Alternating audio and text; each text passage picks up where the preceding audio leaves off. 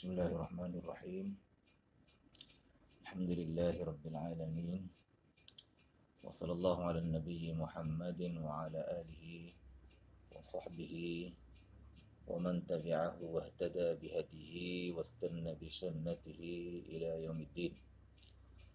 Allahumma rzuqna fahman nabiyyin wa hifdzal mursalin wa ilhamal malaikatil muqarrabin.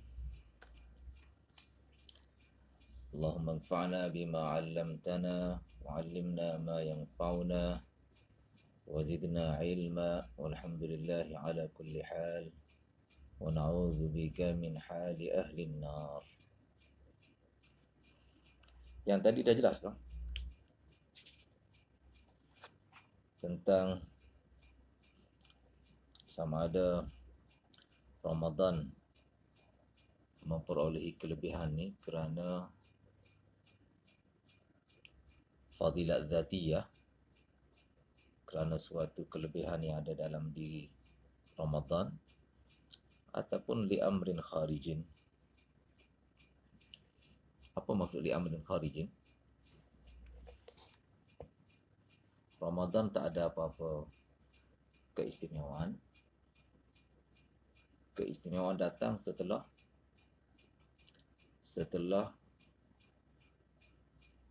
Quran turun di dalamnya.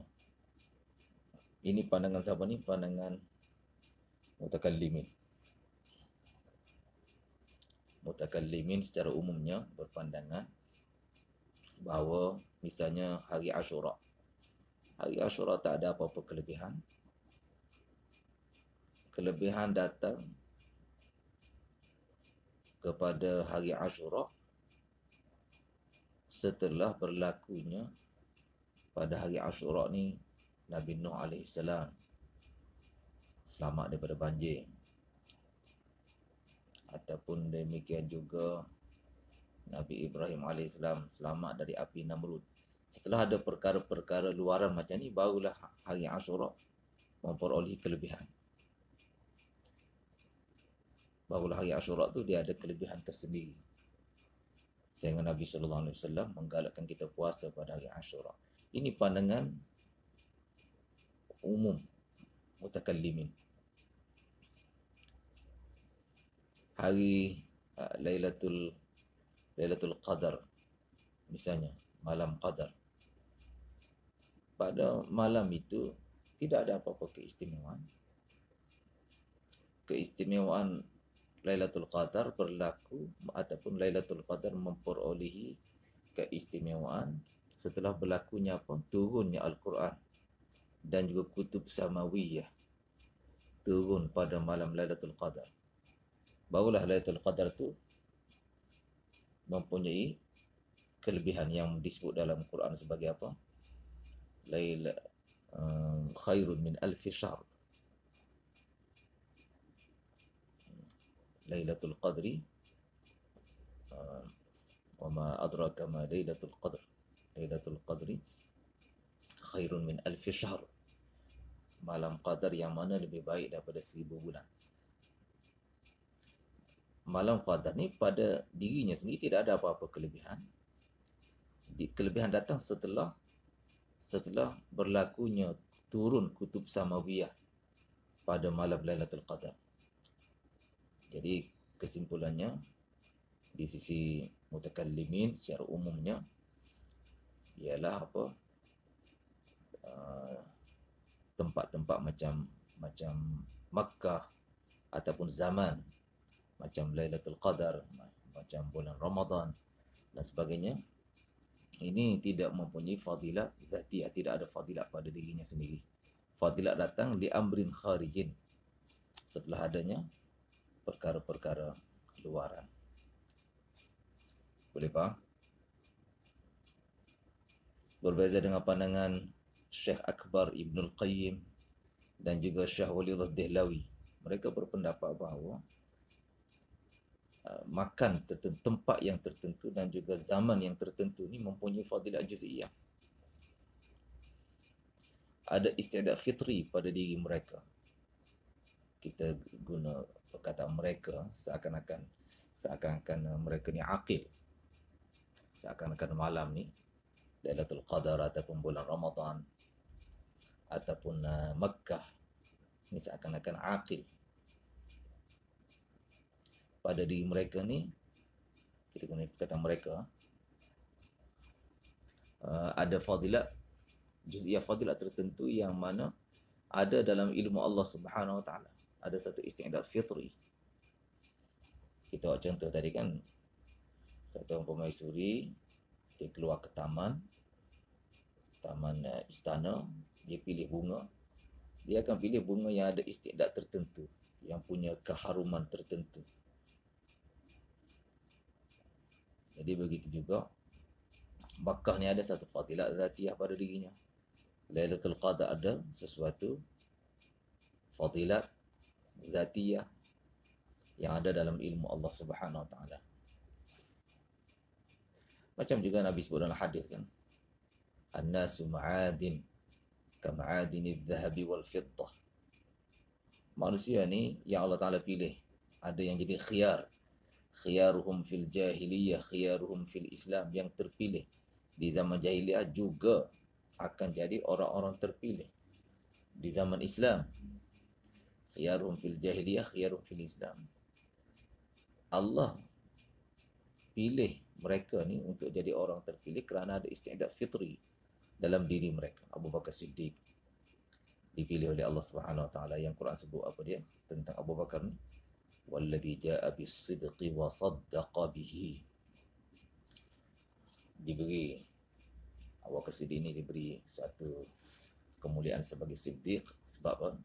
Ada isti'dad fitri dalam dirinya.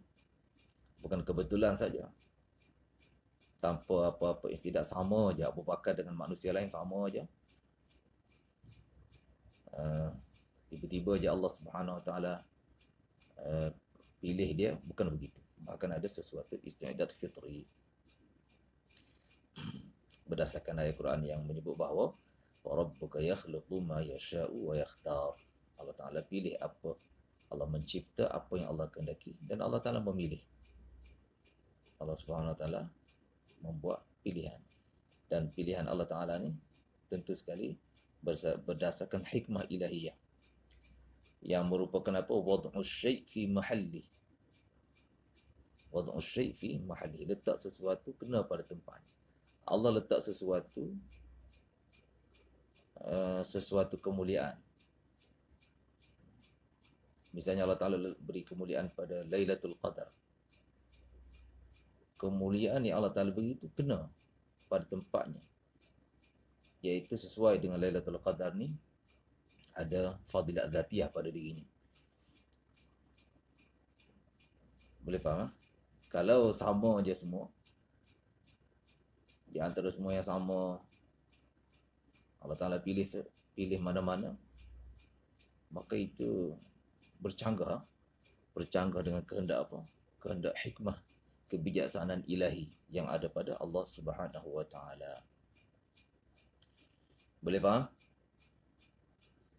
Ya, faham semua? Umair faham tak? Angguk faham ah?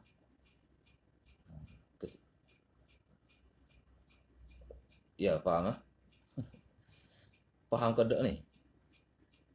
Kena ulang ni. Ni Mr. Helmi ni siapa Mr. Helmi? Faham Mr. Helmi? Faham? Alhamdulillah.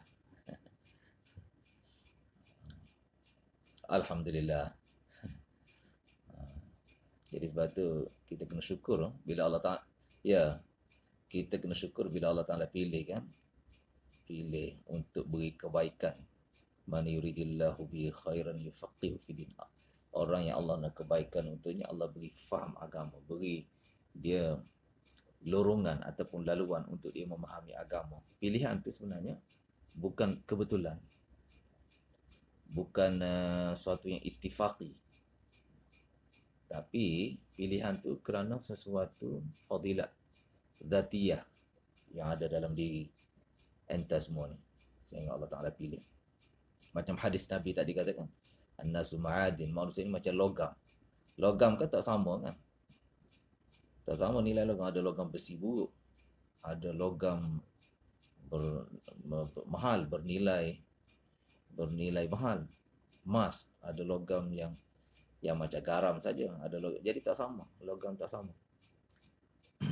Manusia pun gitu juga. An-nasu ma'adin kama'adini dhahabi wal fiddah, seperti logam yang ada di lombong emas dan perak, tak sama. Maka yang dipilih oleh Allah Subhanahu Wa Taala ni pilihan berlaku kerana sesuatu isti'dad fitri yang ada pada diri dia, kena syukur pada Allah Subhanahu Wa Taala. Kemudian seterusnya, fala Rasulullah sallallahu alaihi wasallam ajwadu bil khairi minar rihil mursalah. Nabi sallallahu alaihi wasallam ajwadu, lebih pemurah, lebih pemurah, jud, bil khairi, dalam menyampaikan kebaikan. Lebih min tafdiliyah, minar rihil mursalati, berbanding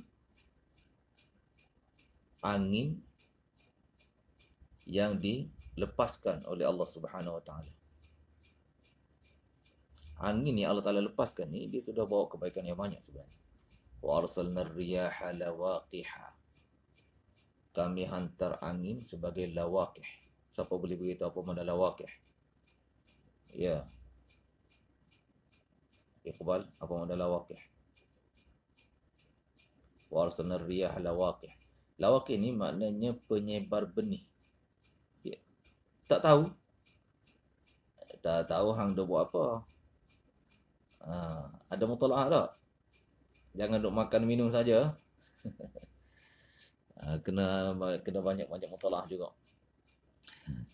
Lawaqih ni maknanya angin Allah Ta'ala hantar sebagai maddatut talqih, sebagai wasilatut talqih, sebagai perantaraan untuk menyebarkan, merebakkan benih tumbuhan ni kan macam pokok betik. Pokok betik jantan ada pokok betik betina kan. Kalau benih dia tu tak dipindahkan daripada pokok betik jantan ke pokok betik betina, pokok tu tak berbuah. Yang menyebarkan yang menyebarkan benih tadi ialah angin. Angin bertiup, lalu benih tadi berpindah daripada pokok jantan kepada pokok betina. Itu maknanya lawaqih. Wa arsalna riyaha lawaqih. Nabi lebih pemurah daripada angin. Sebab apa? Angin dia beri kebaikan pada jismani saja. Kebaikan yang angin sampaikan ni hanya terhadap jismani saja. Rohani tak ada. Kebaikan pun jadi benih membiak, tumbuhan-tumbuhan mengeluarkan buah. Apalagi kebaikan yang datang daripada angin, kapal belayar dapat belayar dengan baik, kapal terbang dapat terbang. Ada angin. Kalau angin tak ada, kapal terbang boleh terbang ke? Tak ada, tak boleh. Tak ada angin, kapal terbang tak boleh terbang. Jadi banyak kebaikan yang datang daripada angin. Lebih daripada itu, Nabi SAW punya kebaikan kepada manusia. Angin menyampaikan kebaikan sekadar untuk jismani, untuk badan saja, untuk jismani. Tapi untuk rohani, angin tidak beri kebaikan dari segi rohani. Berbeza Nabi SAW, kebaikan jismani pun Nabi beri kepada umat. Berapa banyak umat dapat kebaikan dari segi jismani. Tambahan pula bila kita mengambil ke Nabi SAW seorang tabib. Bukan sekadar tabib rohani, bahkan tabib jismani juga. Banyak kebaikan yang umat dapat, yang umat perolehi dari Nabi SAW. Dari segi jismani, dari segi rohani pun sama. Dari segi rohani pun umat dapat kebaikan yang banyak daripada Nabi SAW. Sebab tu Nabi di sini ajwadu, lebih menyumbangkan kebaikan mengatasi angin yang dilepaskan oleh Allah Subhanahu wa taala. Lepas tu perkataan khair tu pula umum tu. Khair yang Nabi sampaikan kepada manusia umum. Khair dari dalam bentuk harta, khair dalam bentuk ilmu. Khair ni kadang-kadang dalam nusus syar'iyah membawa mana harta. Innahu lihubbil khairi lasyadid. Manusia sangat-sangat cinta kepada harta. Kadang-kadang khair dengan mana kebijaksanaan ilmu. Wa man yu'tal hikmata faqad utiya khairan katsira. Siapa yang dikurniakan hikmah, sesungguhnya dia telah dikurniakan kebaikan yang banyak. Man yuridillahu bihi khairan yufaqihu fid din. Siapa yang Allah nak kebaikan untuknya, Allah beri faham agama. Jadi khair ni kadang-kadang makna mal, harta. Kadang-kadang khair dengan mana ilmu, agama, hidayah, iman dan seumpamanya. Nabi SAW punya jud, pemberian kepada umat ni adalah umum tu, merangkumi segala bentuk khair. Satunya umum, yang kedua lebih kencang daripada anu. 2 kali tu Nabi lebih. Satu, dari segi kebaikan yang diberi itu umum, malan wa ilman. Malan wa ilman, dari segi mal, dari segi ilmu. Yang kedua, kebaikan yang Nabi beri itu lebih kencang. Ajwadu dengan mana lebih kencang. Sebab tu Nabi punya pemberian ni tidak terbatas sekadar jismani sahaja, bahkan merangkumi rohani juga. Lebih kencang sehingga sampai kepada roh manusia, rohani manusia, bukan sekadar jasad. Boleh faham? Jadi hadis yang sekarang ni hadis kelima kan. Hadis kelima ni badul wahyi dari sudut apa ni? Cuba kita refresh balik. Kita dah beritahu sebelum ini, badul wahyi ni dari banyak segi. Imam Bukhari datangkan dalam Tarjamatul Bab ini badul wahyi dari banyak segi. Badul wahyi dari segi makani, badul makani, tempat, dari segi tempat, iaitu bermula di Gua Hira.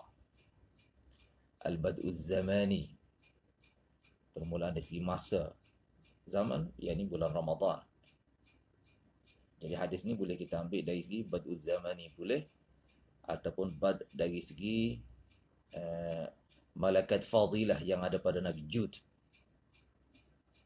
Boleh faham? Hadis yang kelima ni kita boleh ambil badul wahyi, permulaan wahyu dari sudut apa? Dari sudut zamani pun boleh, iaitu bermula di bulan Ramadan, al-bad'u zamani. Ataupun boleh juga kita ambil dari segi bad'ul wahyi dari segi apa? Malakat fadilah yang ada pada diri Nabi, iaitu sifat jud, sifat pemurah, yang mana merupakan antara mabadi'ul wahyi yang terpenting. Mabadi'ul wahyi yang terpenting. Wahyu punya mabadi, permulaan ataupun titik tolak. Sifat murah ni merupakan titik tolak yang sangat penting. Sebab apa? Bila datang wahyu, satu orang tu akan jadi Nabi. Bila jadi Nabi, dia kena beri dan beri dan beri. Memberi dan memberi. Kalau Nabi ada sifat bakhil, maka macam mana Nabi SAW tadi akan jadi mabadi'ul wahyi, akan jadi apa? Titik tolak, ataupun akan jadi permulaan bagi wahyu. Sebab itu kita tengok semua Nabi kan bersifat pemurah kan, semua Nabi. sifat pemurah. Murah dengan tenaga, murah dengan memberi maaf. Sehingga Allah kata kepada Nabi, khudil afwa. Khudil afwa. Ambillah memberi maaf. Pelik ayat ni kan? Khudil afwa. Ambillah kamu, ambil apa? Sifat memberi maaf. Memberi maaf tu sifat dia memberi. Tapi punya Allah Ta'ala nak satu orang Nabi ni banyak memberi, sehingga sifat memberi itu Allah suruh Nabi ambil sifat itu. Boleh faham ke tu? Dalam agama ni kan yang Allah suka sifat memberi kan. Al-yadul uliya khairun minal yadis sufla. Tangan yang di atas lebih baik daripada tangan yang di bawah. Tangan yang memberi lebih utama dari tangan yang menerima. Allah sangat suka sifat memberi, sifat jud, sifat memberi. Dan sifat mengambil ni Allah Ta'ala kurang sikit lah. Kurang suka. Allah suka sifat memberi. Tapi kerana memberi ni, Allah sangat suka memberi maaf ni. Sangat-sangat Allah suka. Sehingga Allah suruh ambil pula. Khudhil afwa. Ambillah kamu, wahai Nabi, al-afwa, sifat memberi. Ambillah kamu, wahai Nabi, sifat apa? Sifat memberi maaf. Ambil ni urdu kata abnana. Mana jadikan sifat memberi maaf itu, jadikan sesuatu yang tidak terpisah daripada diri kamu. Jadikan sifat memberi maaf itu sesuatu yang tidak terpisah dari diri kamu. Khudhil afwa wa'mur bil 'urfi wa'rid 'anil jahilin. Jadi apa yang kita nak cerita, bahawa wahyu dalam hadis yang kelima ini cerita tentang apa? Bad'ul wahyi, permulaan wahyu dari segi malakat fadilah. Dalam diri Nabi yang nak terima wahyu kena punya malakat. Malakat ni apa malakat ni? Bukan pasaraya malakat tu. Itu lain cerita tu. Ini malakat dengan mana jati diri. Malakat fadilah, jati diri yang utama yang ada pada diri Nabi. Banyak-banyak jati diri, yang paling utama ialah jati diri apa? Sifat jud, sifat pemurah. Kena memberi, beri. Nabi beri segala-galanya. Kita dah sebut 2-3 contoh tadi. Hatta maruah Nabi pun Nabi beri. Orang kata Nabi Majnun, Nabi maafkan saja. Orang kata Nabi sahir. Kadzalika ma atal ladzina min qablihim mir rasulin illa qalu sahirun aw majnun. Tidak datang mana-mana rasul sebelum mereka. Kadzalika ma atal ladzina min qablihim mir rasulin illa qalu sahirun aw majnun. Mereka kata rasul ni tukang sihir. Tukang sihir. Bahasa Urdu tu kata jadugar, tukang sihir, ataupun gila. Ini maruah. Maruah Nabi dipermainkan oleh orang-orang yang tidak beriman. Nabi SAW beri saja maruah, maafkan saja. Jadi banyak lagi lah Nabi punya sifat jud.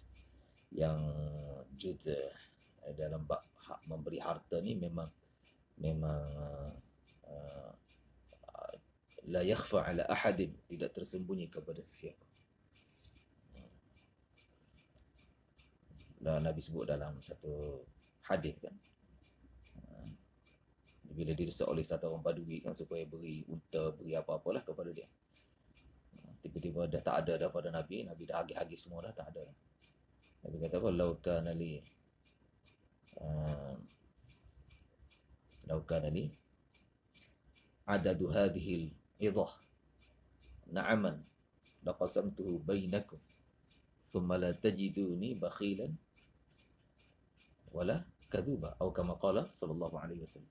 Kalaulah sebanyak bilangan pokok idah ni pokok padang pasir, pokok yang banyak bertebaran, bertaburan di Sahara, di padang pasir. Kalaulah sebanyak bilangan pokok ni ada unta, aku bagi pada semua kamu, kata Nabi. Kemudian kamu tak akan dapati aku ni satu orang yang bakhil. Kesimpulannya apa? Hadis ni cerita Badul wahyi dari segi malakat fadilah. Dan boleh kita ambil dari sudut apa, mudarasah yang Nabi buat. Dari segi penjagaan badul wahyi, dari segi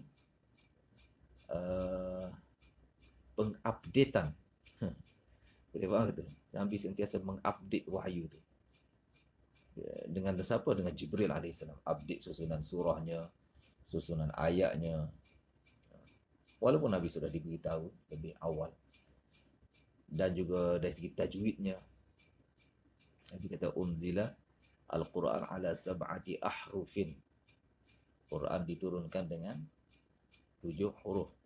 Jadi sebab tu berlaku kan ada siapa tu, Sayyidina Umar ke, dia dengar satu orang sahabat baca, dia kata salah, bawa pergi jumpa Nabi. Nabi pun suruh sahabi tu baca.